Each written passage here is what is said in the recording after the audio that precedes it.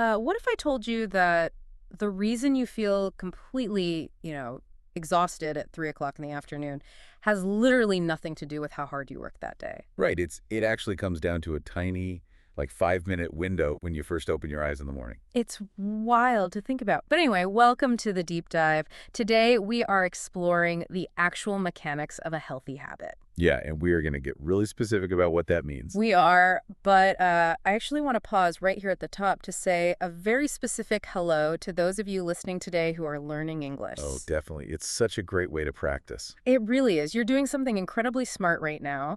You are, using this time to train your ear, build your vocabulary, and learn about how the human body works all at the same time. All at once.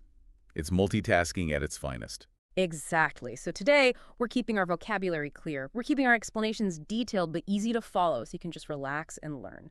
We're going straight into the deep end of the science, but we'll make sure every single concept is easy to grasp. And honestly, building language fluency and building physical health, they kind of rely on the exact same underlying psychological machinery. Oh, that's so true. Right. And that brings us to the core premise of the research we're looking at today. Mhm. Because there is this massive, pervasive myth in our culture. The idea that getting healthy requires this total life overhaul. Yes, people think it demands, agony and sweat and just hours of free time that most of us simply do not have. Right, we're all busy. But the data we're examining today points to a totally different reality. The secret to long-term health isn't about massive effort at all. No, it's entirely about tiny, seemingly insignificant daily actions that just compound over time. So our goal today is to unpack a very simple framework for your morning, your afternoon, and your night. A routine that literally anyone can start today. Exactly. So let's get right into the start of the day. The alarm goes off. What does everyone do? Reach for the phone, usually. Right. Reach for the phone, check messages, maybe hit snooze a few times. Eventually, you drag yourself out of bed and immediately pour a cup of coffee. Which is pretty much the opposite of what our source recommends. Totally. The framework we're looking at says the very first action before the coffee, before the phone, should be drinking one large glass of water. Just water. Just water, followed immediately by just 5 minutes of stretching. And it specifically says to isolate the arms, the legs, and the back. Yeah, and to understand why this is so critical, we really have to look at the biology of what happens to a human body overnight. Okay, break that down for us. What's happening? Well, when you sleep, you're essentially fasting, not just from food, but, from liquid. Right. So if you sleep for 7 or 8 hours, you are constantly losing water. You lose it through respiration. Like just breathing. Exactly. Every time you exhale, moisture leaves your body. You lose it through microscopic sweating, too. Oh, wow. So by the time your alarm rings, your body is actually in a state of mild biological dehydration. Your blood is literally slightly thicker. Your brain tissue actually has slightly less fluid. Wow, that paints a really clear picture. It kind of reminds me of keeping houseplants, honestly. Oh, how so? Well, if you have a plant in a sunny window and you just forget to water it for a week, you see the physical changes, right? The leaves droop. Oh, yeah. The soil gets bone dry and it actually pulls away from the edges of the pot. Now, if you were to pour heavy chemical fertilizer into that dry pot, you would probably kill the plant. Right, it can't process it. Exactly. It just needs a simple pour of pure water to expand the soil and perk the leaves back up. And we're doing the exact same thing to our internal organs, aren't we? That is a highly accurate way to visualize it. Because when people dump a sugary coffee into a dehydrated stomach, they're basically pouring fertilizer on a dry plant. Yeah, you're shocking the system. When you drink that large glass of water first thing in the morning, you're doing so much more than just quenching a dry throat. What else is it doing? You're initiating this cascade of metabolic processes. Water acts as the literal catalyst that tells your digestive system, your kidneys, and your brain that the sleep cycle is officially over. Huh. So it's a signal. Right. It increases blood volume, which helps transport oxygen to your brain faster. That's why the source emphasizes that water wakes the body up and makes it feel fresh. It is a mechanical flush of the system. Okay, so the water makes total sense biologically.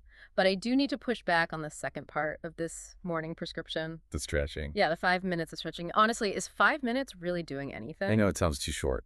I mean, in a world where every fitness influencer is telling us we need an hour of intense cardio and weightlifting before the sun even comes up, 5 minutes of reaching for your toes sounds almost useless. See, this is exactly where the massive effort myth trips people up. If you set your morning goal as a 45-minute intense workout, what happens on the days you wake up slightly tired? Or you're running 10 minutes late. You just skip it entirely. Exactly. The friction is too high. The brilliance of the 5-minute rule is that the friction is practically zero. That's true. It's pretty hard to make an excuse for 5 minutes. Right. It is almost impossible to tell yourself you don't have 5 minutes. But physically, a tremendous amount happens in those 300 seconds. Okay, then walk me through what is actually happening in the body during those 5 minutes. If it's not about burning calories or building huge muscles, what's the mechanical purpose? It's really about nervous system regulation and physical lubrication. Lubrication, like oil in a car. Basically, when you're lying still for 8 hours, the fascia, which is the connective tissue wrapping around your muscles, can become stiff. Yeah, you wake up feeling all crunchy. Exactly. The synovial fluid inside your joints isn't circulating.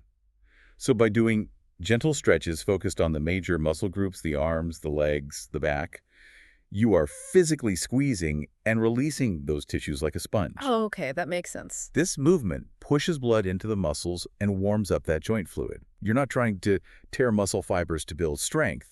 You are simply signaling to your nervous system that it is safe to transition from the paralysis of sleep into the movement of the day. Now, the source mentions that this specific 5-minute habit is designed to help you start the day with a smile. That sounds, I don't know, a bit poetic. Is there an actual psychological mechanism there, or is it just a nice idea? Oh, there is absolute science behind it. Really? Yeah. When you accomplish a task within the first 10 minutes of waking up, especially a physical one, you get a microdose of dopamine. The reward chemical. Right. It's a tiny neurological reward. You set an intention, I am going to drink water and stretch, and you immediately fulfilled it. So you've already won a small victory before you've even put on your shoes. Exactly. That sets a positive psychological baseline for the rest of the day. Okay, I love that. So the morning is about gentleness, we're rehydrating the system, we're lubricating the joints, and we're banking a tiny psychological win. Which is huge. But let's fast forward to 2:00 p.m. The afternoon crash. Yep. The morning water is long gone. The email inbox is overflowing. We've been in 3 different meetings. The brain is just starting to shut down. We all know that feeling. We do. And the framework points to a very specific afternoon routine to fix this, which is leaving the workspace and going outside for a 10 to 15-minute walk in a park.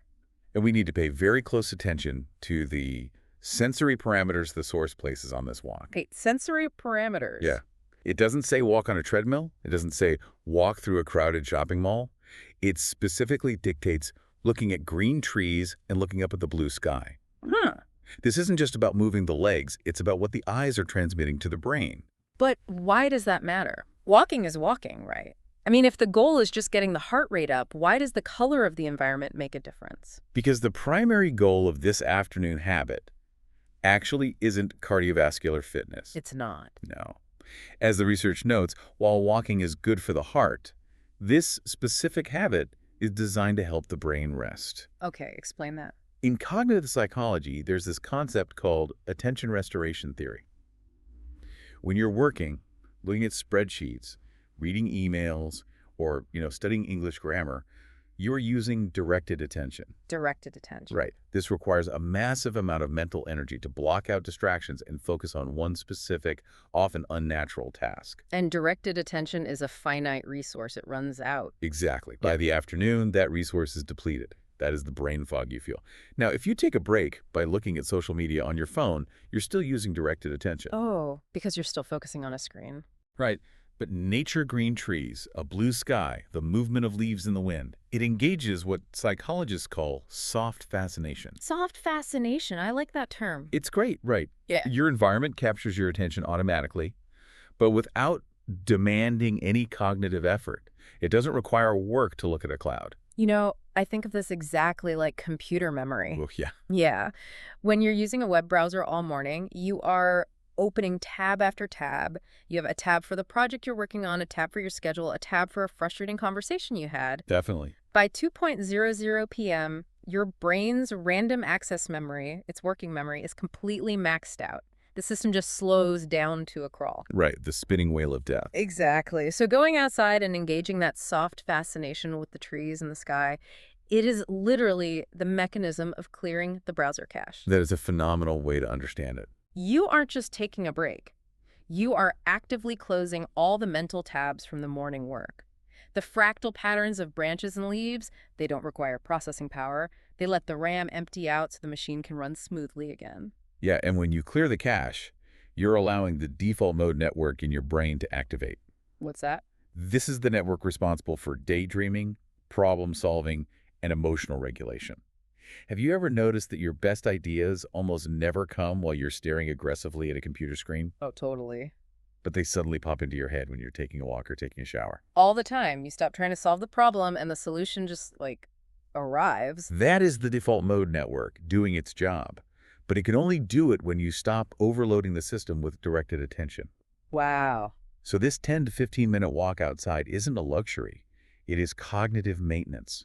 You are physically removing yourself from the artificial environment of stress and visually grounding yourself in an environment that signals safety and openness to the ancient parts of your brain. Which brings up a massive contradiction, honestly. Also, Well, we've just described a morning routine of drinking a glass of water and doing 5 minutes of stretching. We've described an afternoon routine of walking outside for 10 minutes to look at some trees. right. None of this costs money. None of this requires athletic ability. So why is there a multi-billion-dollar diet and fitness industry built on the idea that health is incredibly complicated?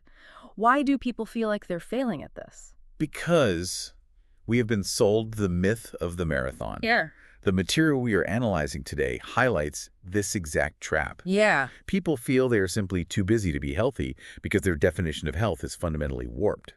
They believe that to call themselves healthy, they must go to a commercial gym for 2 hours a day, lift incredibly heavy weights, or train for extreme endurance events. It's an ego trap. Like, if I'm not sweating profusely and entirely exhausted by the end of my workout, it doesn't count. Exactly. Yep. And human nature dictates that if a task is perceived as monumental, we will procrastinate or avoid it entirely. Yeah. If you think you need a 2-hour block of free time to be healthy and you only have 20 minutes, you'll just do nothing. Right. You just give up before you start. But the framework completely rejects this. It argues that small, easy ways are definitively the best way. A tiny action performed every single day will always beat a massive action performed once a month. Consistency over intensity. Yes. And to operationalize this, the guide gives us 3 very specific, low-friction tips to bypass this myth. Okay, let's break those 3 tips down. Tip number 1 addresses exactly what people do when that afternoon crash hits. So, the sugary drinks. Right. Usually when we feel tired, we reach for an external stimulant. We grab a coffee, a sugary soda, or an iced sweet tea. Which is the worst thing you can do. Well, the tip here is to replace just one of those sweet drinks with pure water. But why is the sugar such a problem when we're tired? Doesn't sugar give you energy? It gives you a spike, followed by a devastating crash. When you consume a sweet drink, your blood sugar skyrockets. Your pancreas has to suddenly pump out a massive amount of insulin to pull that sugar out of your blood. And that takes energy. It demands massive energy from your body, and once the sugar is cleared, your blood sugar actually drops below baseline. So an hour after that soda, you feel significantly more exhausted than you did before you drank it. Wow. And the source refers to water here as the best medicine to clean the system. We mentioned hydration in the morning, but doing it in the afternoon replaces a negative action with a neutral, purifying one. You're avoiding the insulin spike entirely. Precisely. You are giving the body the hydration it needs to facilitate cellular energy production rather than forcing it to manage a sudden toxic load of processed sugar. Okay, that brings us to tip number 2. This directly attacks the 2 hours at the gym myth. Right. The directive is simply move for 10 minutes. And the examples provided are incredibly mundane. It suggests standing up while watching a video or taking the stairs instead of the elevator when you go to the store or arrive at your office building. In exercise science, this concept is called non-exercise activity thermogenesis, or NEAT. Neat. That's a good acronym. Yeah, it refers to all the calories you burn and the physical movement you do that isn't intentional structured exercise. Like doing the dishes or walking to the car. Exactly. Historically, human beings had incredibly high NEAT levels. We walked everywhere, we carried things, we performed manual labor. But today, Today, our environments are engineered to eliminate physical effort entirely. Elevators, moving walkways, food delivery right to our front doors. We've engineered movement out of our daily lives, so when the guide says take the stairs, it's asking us to artificially re-inject that lost movement back into our day. Yes. And the beauty of this tip is that it doesn't require carving out new time in your schedule. You're already there. You're already at the office building. Just choose the stairs instead of standing perfectly still in a metal box. Yeah. You're already going to watch a video on your screen. Just stand up while you do it. And standing actually does something. Oh, absolutely. Standing engages your core muscles. It prevents blood from pooling in your legs, and it keeps your metabolic rate slightly elevated. 10 minutes of this integrated movement throughout the day fundamentally changes your health baseline without ever putting on a pair of running shoes. That is so empowering. Which leads us to tip number 3, and frankly, the one that is going to make people the most uncomfortable. Uh-oh. The directive is about the sleep environment. Put the phone away before sleep. It suggests turning it completely off or placing it entirely out of reach. A tough one for modern society. Yeah, instead, we're told to read a physical book, listen to soft music, or just close our eyes in silence. Now, I have to challenge this.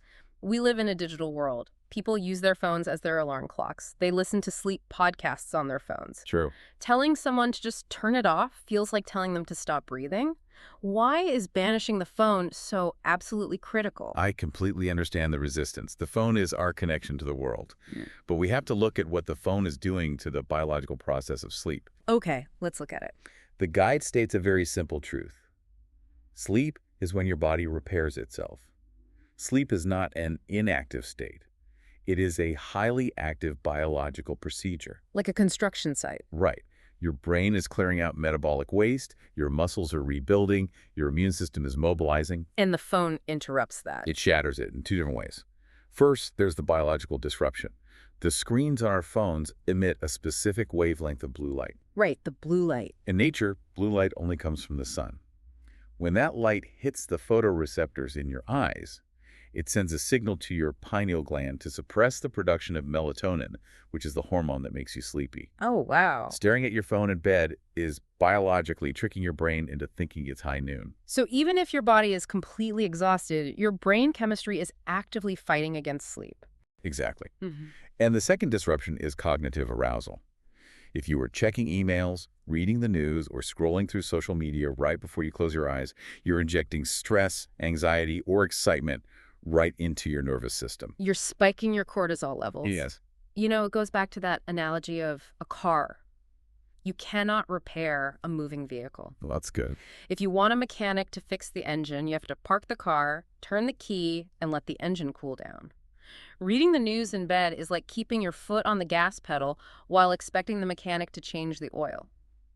It is impossible. That's a perfect analogy. By swapping the phone for a physical book or soft music, you are taking your foot off the gas. You're allowing the blue light to fade, letting melatonin rise, and calming the cognitive load so the repair process can actually begin. That is what guarantees the beautiful tomorrow the text talks about. It's the ultimate transition state. You have to give your body permission to shut down. But let's be entirely realistic here for a second. Sure. We've outlined a very elegant, simple system. Drink water and stretch for 5 minutes in the morning. Walk outside and look at trees in the afternoon. Take the stairs. Put the phone away at night. Sounds easy on paper. It sounds perfectly manageable. But human beings are not robots. We have bad days. We get stressed, we get sad, we get overwhelmed. Absolutely. There will be a day when we don't drink the water, we eat terrible fast food, and we stare at our phones until 2:00 a.m. When that happens, the natural psychological response is intense guilt. We feel like we just ruined the whole system.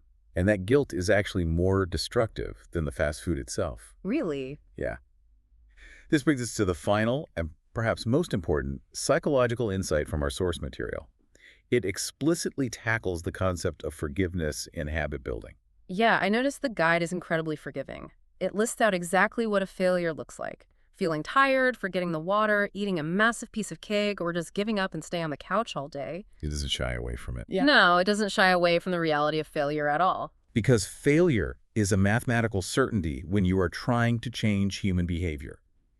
In psychology, there is a phenomenon known as the what the hell effect. The what the hell effect. Yes. It happens when you make a small mistake.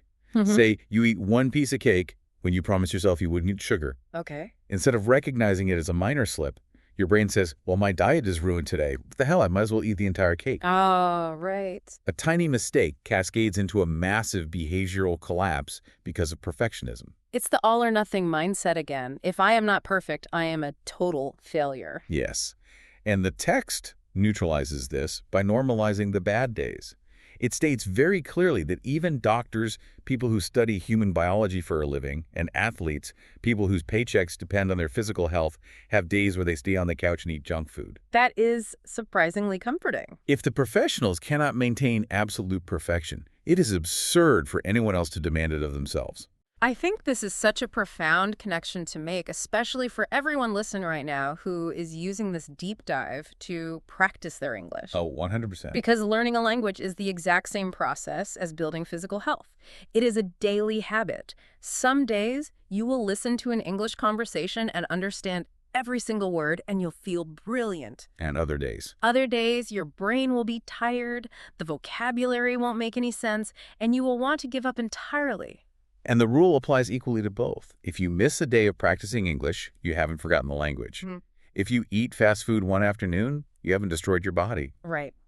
The research emphasizes that the only true failure is allowing a bad day to become a bad week and a bad week to become a bad year. You do not need to be perfect. You just need to try again the next day. The slate wipes clean every single morning. Exactly. When you wake up the day after eating the cake and staying on the couch, you are presented with the exact same tiny choice. Are you going to drink that glass of water? Are you going to stretch your arms and back for 5 minutes? You always have the opportunity to reset. It's the power of returning to the baseline.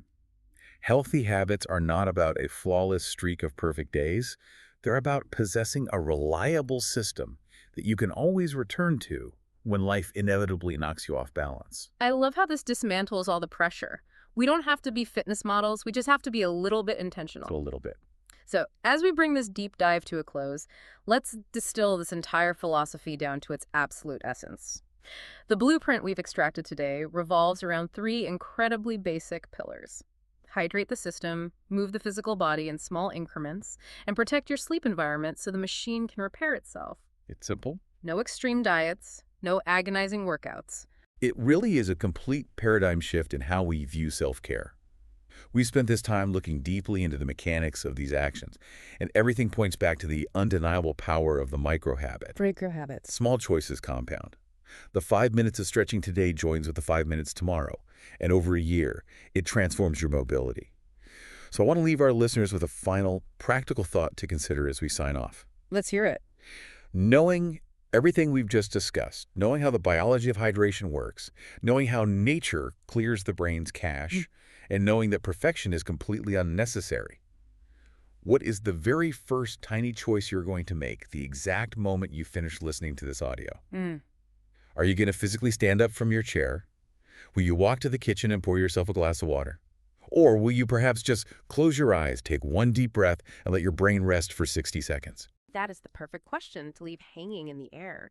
The choice is yours, and the beauty of it is that no matter how small that choice is, it has a measurable impact on your future.